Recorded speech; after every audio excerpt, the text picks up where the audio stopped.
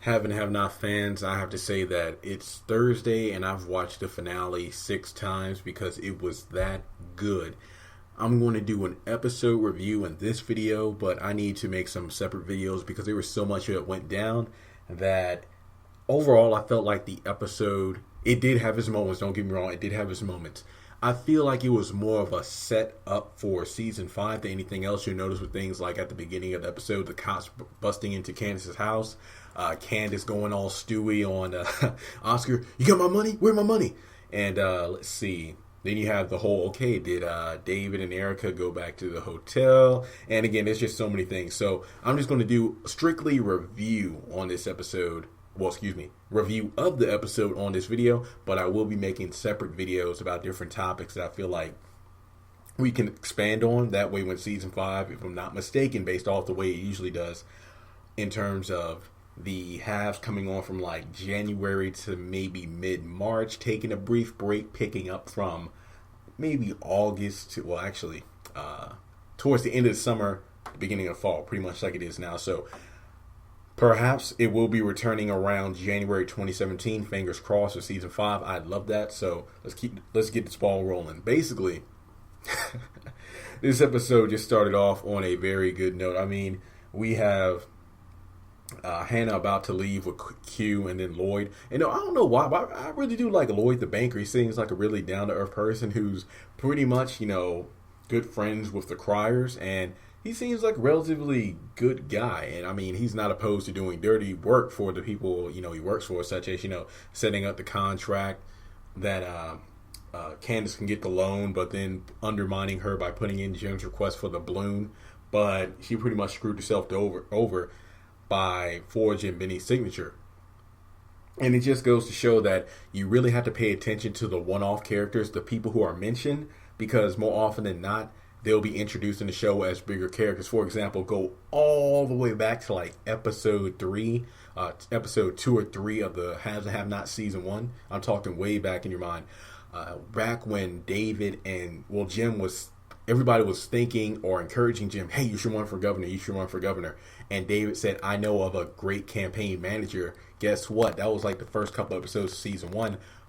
Transition into season 2, we finally meet Maggie Day. Go back to season 3, where Candace had Jim locked up in Ward's basement, and they brought up, what's the name of your banker? Lloyd Bowman, and we played golf together and whatnot.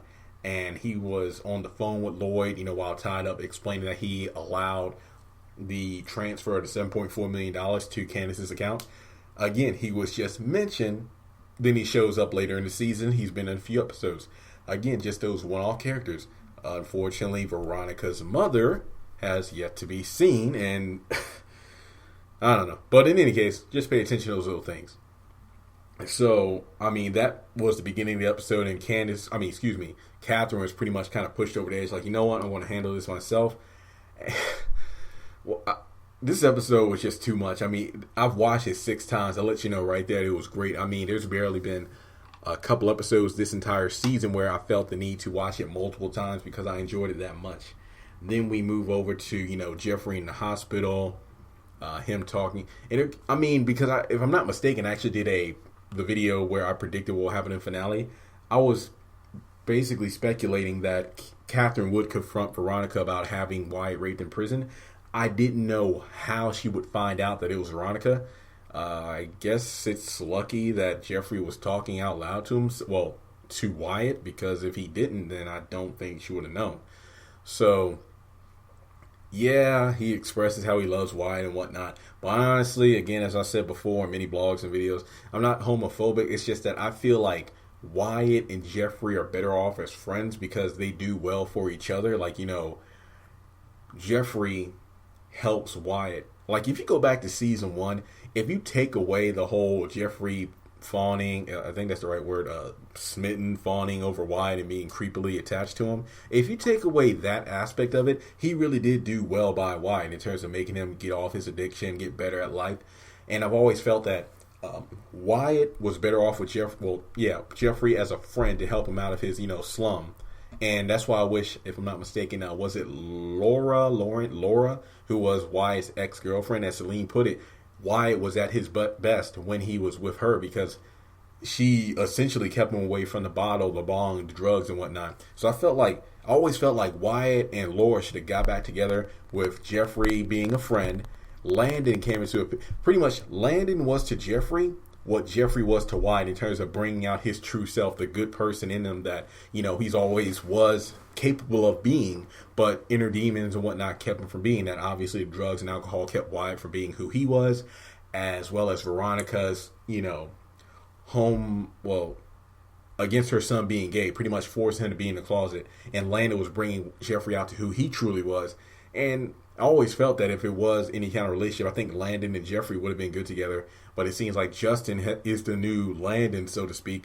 But in this case, Jeffrey is being what he was to Wyatt, to Justin, in terms of bringing out who he truly is. Because again, I said it before I even did a video, that Justin is like the manifestation of, Justin is the person that Jeffrey would be if he hadn't have come out the closet, forced by his mom to marry a woman, have kids, and then, as Landon put it, you're going to just get married because your mommy wants you to, and then you're going to be having sex with guys, in subway cars, sleep bag motels, and whatnot. And that's essentially what Justin does. Like that time he almost molested, or I guess you could say assaulted, or forced himself upon Jeffrey in the back of the cop car.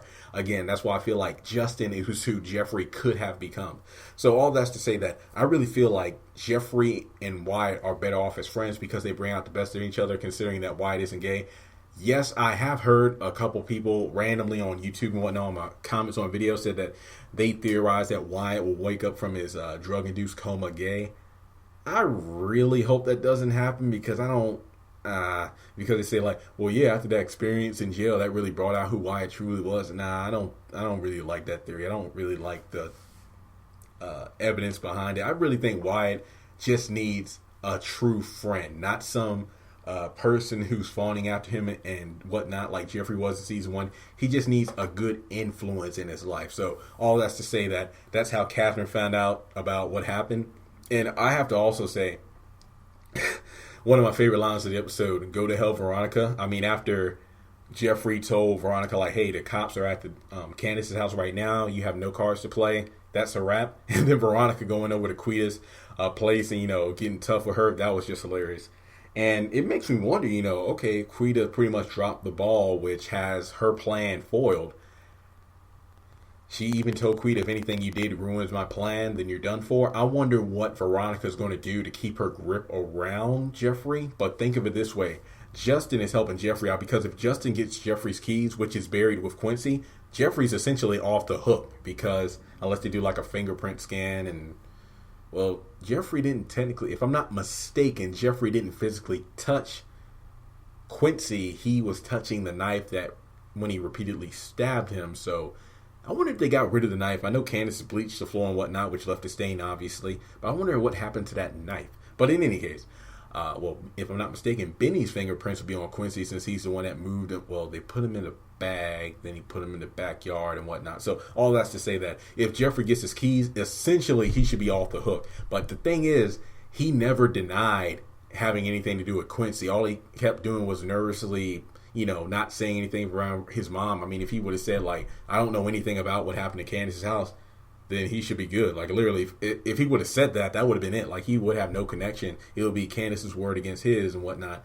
But remember that Justin's wife is the one who's running the trial against Veronica in court about the whole hiding the black sedan. So if Justin finds those keys and Justin really is helping out Jeffrey, then he's really off the hook. Which leads me to my next point, where Veronica was saying that he needs to look presentable to ask for Melissa's hand in marriage when her parents come over for dinner, which makes me think, okay, Melissa's dad, all right, we see him for the first time in the hospital in the middle of season 3 after Amanda was found dead. He was bedridden, so does that mean like his cancer medication and whatnot has helped him up to the point where he can't physically walk around, but obviously he still needs his medication? Because honestly, the question boils like, does he know what's going on about in terms of, his wife, Melissa's mother, pushing Melissa into the marriage, just like Veronica is pushing Jeffrey into, the engagement and whatnot? because it really goes back to the whole Jeffrey. If you would have asked this question, what would your dad say if he knew what you were doing in order to keep him alive, to keep the company in business, to keep the house and whatnot? That really, because what was it? She needed 2.1 or 1.9 or something. She needed a couple $1,000,000, which is kind of ironic because Candace needs $2 million in order to keep the houses as well as the tow yard. Kind of funny how things work out, right? But I mean, again, if they would have worked together, if Melissa was willing to work with Jeffrey, I think they really would have found a way out of this situation. But instead, everything's just blowing up in their faces because, again, without the Quincy and whatnot to back her up, Veronica doesn't have any cards to play because, given the ending of the episode, she has to do her best to not only cover up. It's funny because she's using the murder of Quincy to blackmail Jeffrey, but now she needs to clean up for Jennifer's murder by Catherine to keep herself alive. So that I'll talk about that later in the video. Then we move on to Erica and David, where I don't know. Part of me wants to say that Erica might eventually fall for David, but she's sly and she really feels like she does have David around her finger. But David does have that suspicion, hence why he was talking to Oscar in the last episode about, hey, I'll get her name and give it to you so you can look it up. They did have a nice scene in the diner, and yeah, that was pretty cool. I will say that much. And here's another thing I noticed. If you compare Erica and David to Jim and Candace. Jim and Candace were pretty much fooling around in hotels, in his office, at his house, pretty much in the shadows, as opposed to David and Erica being out in the open. I feel like that's a nice touch in terms of like showing the contrast between these two halves going out with have not. So I really do like the dynamic of that. Also, keep in mind that when it comes to the dynamic of the show, again, I feel like it's an ongoing circle, but that's what helps keeps the show alive, if you will, where David and Erica are maybe playing the same dance that Jim and Candace are doing during season 1. But I feel like it's going to be coming from a different angle. So I feel like, again, that's what's going to keep the show alive and thriving. So, and also notice that in every season, somebody is in jail. Like, Hannah got arrested because Tony thought that she moved Benny. Benny got arrested wrongfully after driving Candace's car with the drugs. Candace got abducted. Jim got abducted. Catherine and Veronica. It's an ongoing cycle. So if somebody's not in jail, they're in the hospital in a coma. If they're not in the hospital in a coma, they're being pursued by somebody who has ill intentions with them. So again, I feel like it's kind of funny how the things go around in a circle, which is pretty cool. And oh wow, again, this show is just amazing in terms of how things are going full circle.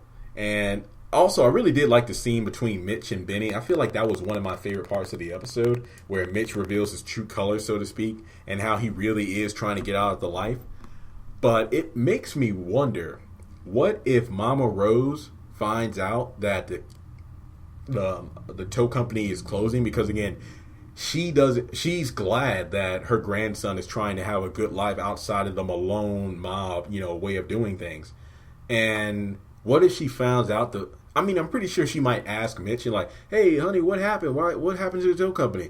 Oh, Benny's sister, mortgaged it and they got foreclosed on. Who's the sister? And what if he says Candace Young? And then it pops in her mind, that's the whore I had tied up down here that Jim Cryer wouldn't let me kill. What do you think of that? Do you think that if Mama Rose does ask Mitch about what went down with the tow company after, they're the ones who got David to back off so he could thrive with Benny in terms of running a tow company, but then it gets foreclosed on, she's going to ask why. I'm pretty sure she will. So, you had her on the phone with David, then you had if I'm not mistaken, the picture was Mama Rose with Mitch. Because again, the picture was kind of far from the camera, so I don't want to say Mama Rose looks like what did it say, Michael Malone. So again, I couldn't really see that. Well, I'm pretty sure it was Mama Rose because she was kind of short compared to the tall Mitch. So that's probably how Benny figured out, Michael Malone's son. Yep. So I really hope that we do see Mama Rose again in season 4, and I really do think at some point, maybe like season 6, 7, I'm pretty sure the show's going to run that long because, again, fan service, we're getting enough people to watch the show and whatnot. I will say that I really do want to see that gang war, the mob versus the gang. That would be pretty good. It's like the mob who works for the haves, being the Malones, versus the gangsters on the have-not side, the ones that are Warlock's crew. And it's you never know. Quita has Quincy's kind of henchman, if you will. So there could be a three-way gang. Savannah, Georgia is going to have a gang war at some point. Mark my words. I feel like that's going to go down. I really do. I really feel like at some means it's going to go down. What if Mama Rose tries to go after Candace again, but then you got Warlock and his squad. He sends them after Candace. My mind is just about to explode just thinking about how awesome that would be. A lot of blood's going to be shed, but you know what? Another video for another time on that. So let's just move forward as we get to. It was really nice that Catherine gave Hannah Amanda's car, just because, again, just a little throwback to Amanda in the finale, but also just, again, that way she doesn't have to travel on the bus, especially with her grandson. I mean, Hannah, I get that you're independent and whatnot. You don't want to take things from people. You have a grandson now. You really have to make sure you're able to provide, which is sad, leading to Benny crying about. Here's the one scene in the episode. Like, I was laughing, but also mad when Hannah started singing. Here's why. This shows how well Crystal Fox plays the role, because when a black mama, you done messed up if your mama doesn't even want to say "I told you so," if she doesn't want to get you a lecture. Because if they start singing that old gospel, you done pretty much effed up. Like, they have nothing left to say. Like, what was that group called? Mint Condition. Like, nothing left to say. Like, they're done. Like, you have screwed up. If your parents have nothing, you rather take a whooping, a beating, I told you so, a long speech. But if they start singing and go to the kitchen, make dinner, that's it. That's a wrap. Like the Bible, that's the last supper. That's the last supper in Benny's house before it gets foreclosed on next week. But I don't know. Maybe I'll do a video about whether or not it'll get foreclosed on. But it was kind of bad that Candace hung up on Jeffrey saying that, hey, I'm turning off my phone. Because, again, he called pretty much to tell her that, hey, the cops are at your house. So if Benny and Candace felt bad this episode, if Candace would have figured out that the cops were at the house, everything would have blown up. But, again, perhaps this was Tyler Perry doing the opposite of my fear of the episode. Because, again, my fear of the finale was too much going down. But I feel like, it was a good mixture of opening up plot doors so that the premiere of season 5 will even be more explosive. Like, obviously, we're going to get to the cops in the house. Will Justin investigate the backyard and find those keys? Will Oscar be missing some teeth because he got his ass hit with that pipe? And I noticed, if you notice, he tried to reach for his gun, but then he remembered, damn, I gave it to David. That's why he was unarmed when he got hit by Candace. Yeah, it was kind of messed up how that went down. I'm trying to think what happened. Yeah. Even if Candace beats him half to death, again, he doesn't have the money. Because, again, he pretty much, I wouldn't even say stole. He reacquired the money that Candace didn't rightfully have. Because, again, she pretty much blackmailed Jim out of $7.4 million and kind of got the remaining money back to David, who gave the money to Jim. So, again, even if he does have the money, which he doesn't, it's worthless because but if she doesn't get $2 million out of Candace, out of Oscar, I don't know how she's going to get the money to pay for the house. Because think of it this way, even if she does have the $2 million to pay the loan back to the bank so she doesn't lose the tow yard in the houses, the cops will probably find Quincy's dead body and bust her for it. So either way, she's screwed. Her and Benny are essentially screwed. And I guess that leads to, just want to make sure I covered everything. We went to Veronica and Quita. Miss Pearl's brief cameo. Young lady, get away from the fence. I hope we see more of her. Let's see. I guess that leads to, Catherine's speech with Jim. What I find hilarious is the fact that Jim was like, you tend to leave messes behind. That makes, I even think, I think I talked about this in my last video. Catherine making messes, could that mean she's killed people in the past, such as the priest who messed around with Wyatt when he was a kid? She told Veronica he disappeared. Could it be a mess that Jim had to clean up? And it's funny that don't do anything crazy, Kate. And in terms of leave big messes. Well, she pretty much left Jennifer's dead, bleeding body out in the middle of the living room floor. How's that for a mess? Here's what you need to do, Catherine. Please call Benny Young. I'm pretty sure he has some more cement mix and the shovel still in his tow truck. Give him a call, go to the backyard, bury out in the back. And there's no Miss Pearl walking around, so unless she somehow has a bloodhound nose like her imaginary dog, she won't be able to sniff Jennifer's body rotting in the backyard.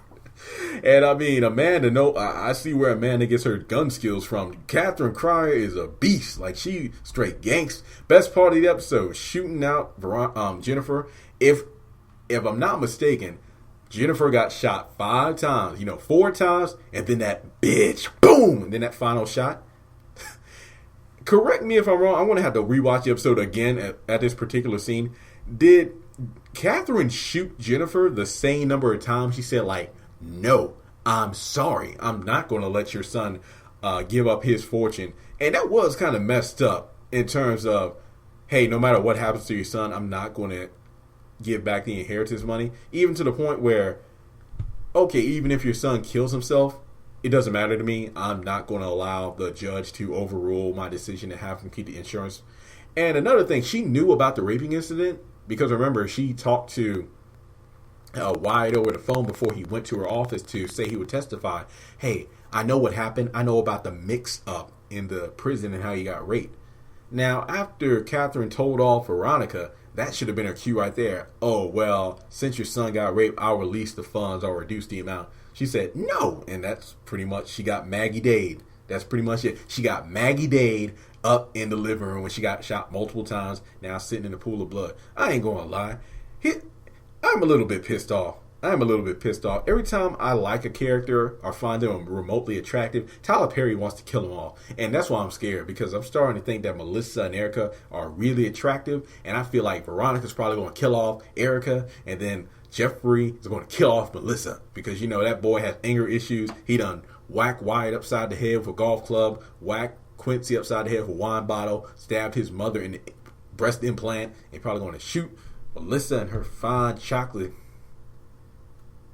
I got distracted. Anyway, that's what. See, I probably just jinxed myself. I feel like just because I said that those two characters are going to get killed off, and that's bad because I really like them. But in any case, great episode and the most gangster moment: shooting up Jennifer, pointing the gun at Veronica, readjusting the flower pot, and then walking up the stairs like it's just another day in the Cryer house.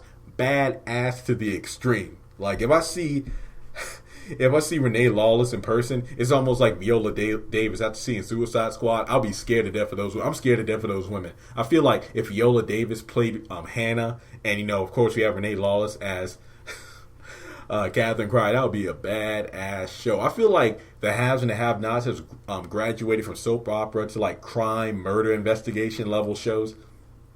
But I'm going to bring this video to a close because if I'm not mistaken, I feel like I covered the entirety of the episode in terms of my review. 2 thumbs up. Where the heck is Warlock, though? It's been like 3 episodes. Was he given like a phone call and he's been on the phone for 3 episodes? That's why whenever somebody goes to see Jim, there's nobody sitting beside him. So again, I want to bring this video to a close. Great season, guys. I really enjoyed tweeting, videoing, commenting with y'all. There are more videos to come. This is just the episode review. I have a lot of theories based off the finale, like how season 5 will go. Will there be any new characters? The list goes on. So again, please like, comment, and subscribe because I want you to be the first. As soon as I post something, I want you to look on YouTube and say, boom, Jeremy has a new video up. So again, thank you all for following me this far. I see that my Facebook page, Have and Have Not, of course, is almost at 3,000 likes. I remember making that page barely getting maybe 112 likes, and we've grown that much. So keep it up. I will continue to bring good content as long as you continue to follow and comment, and I'll see you on the next video.